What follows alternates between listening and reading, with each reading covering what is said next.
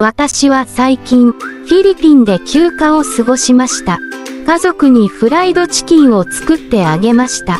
市独自のバージョンで唐揚げの作り方をお教えします。Minasan konnichiwa! Tayo na't magluto ng karage or Japanese fried chicken sa aking bersyon. Let's debone the chicken and make sure natin na walang natirang buto. In this case, I chose the thigh part of the chicken.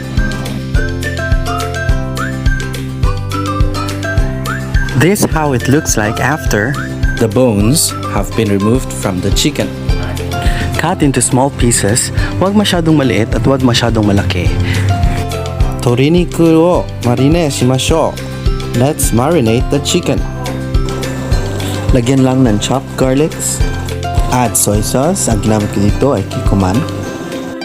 Cooking wine. Ang ginamit ko naman dito ay yung Korean wine. And i-grate natin ang ginger. Hindi na kailangan ng asin or asukal. This will do. Wrap it with plastic wrapper and wait for about 1 hour or 2 hours in a room temperature. By using kitchen paper, tap the marinated chicken slowly. This is to keep the chicken dry.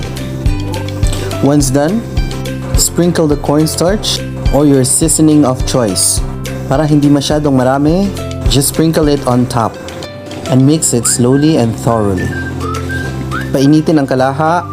Once the oil reaches the boiling point, ihulog unti-unti ang mga manok with the skin on top. Kung sa tingin mo ay luto na ang iyong manok at nagkukulay brown na ito, it's time to remove them from your frying pan and serve it while it's hot. Lagyan lang ng yellow lemon at sweet and sour sauce with cilantro. So that's it guys. Sa palagay ko, nasarapan naman sila. Thank you for watching. Arigatou gozaimasu. Mata ne!